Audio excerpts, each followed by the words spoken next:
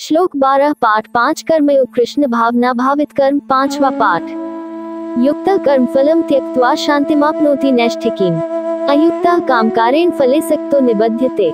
कर्मयोगी कर्मों के फल का त्याग करके भगवत प्राप्ति रूप शांति को प्राप्त होता है और सकाम पुरुष कामना की प्रेरणा से फल में आसक्त होकर बद्धता है।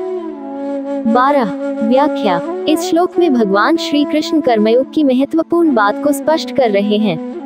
यहाँ युक्त और अयुक्त शब्दों के माध्यम से कर्म करने के सही और गलत तरीकों की बात की गई है। युक्त सही ढंग से कर्म करने वाला, जो व्यक्ति अपने कर्मों को फल की इच्छा के बिना करता है, वह अपने कर्मों में पूर्णता और शांति का अनुभव करता है। ऐसे व्यक्ति का ध्यान फल पर नहीं होता, बल्कि वह कर्म को अपना धर्म मानकर करता है। इस प्रकार का कर्मयोगी स्थिर शांति और संतोष प्राप्त करता है, क्योंकि उसने अपने मन को फल की इच्छाओं से मुक्त कर लिया होता है। अयुक्त गलत ढंग से कर्म करने वाला, जो व्यक्ति केवल फल की इच्छा से प्रेरित होकर कर्म करता है, वह कर्म के बंधन में बंधा रहता है। उसकी मानसिकता कर्म के परिणाम की प्राप्ति की आकांक्षा से भरी रहती है, जो उसे मानसिक तनाव और बंधन में डालती है। इस प्रकार के कर्म की प्रक्रिया व्यक्ति को स्थिर शांति और संतोष से दूर कर देती है।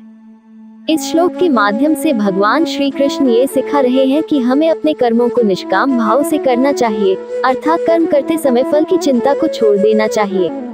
ऐसा करने से ही हम मानसिक शांति और स्थिरता प्राप्त कर सकते हैं। श्लोक 13 पाठ 5 कर्मयोग कृष्ण भावना भावित कर्म 5वां पाठ। ज्ञान योग का विषय। सर्वकर्माणि मनसा संन्यस्यास्ते सुखवशी नवद्वारे पुरे देहि नैव कुर्वन् कारयन्। अंतःकरण जिसके वश में है, ऐसा सांख्य योग का आचरण करने वाला पुरुष न करता हुआ और न करवाता हुआ ही नवद्वारों वाले शरीर रूप घर में सब कर्मों को मन से त्याग कर आनंद पूर्वक सच्चिदानंद घन परमात्मा के स्वरूप में स्थित रहता है।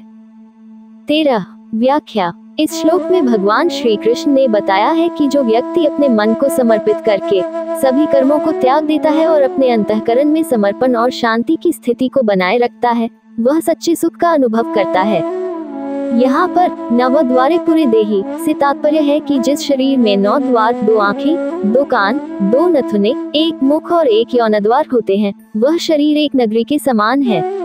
इस नगरी में जो व्यक्ति कर्मों को कर्मफल की चिंता किए बिना संपूर्ण मन से समर्पित रहता है, वह वास्तव में कार्य नहीं करता है और न ही अन्य लोगों को कार्य करने के लिए प्रेरित करता है। इस प्रकार इस श्लोक का मूल संदेश यह है कि आत्मा और कर्म के बीच की वास्तविक पहचान को समझना चाहिए। जब व्यक्ति अपनी आत्मा की स्थिति को समझता है और कर्मों को निष्कलंक भाव से करता है, तो वह सच्चे सुख को प्राप्त करता है।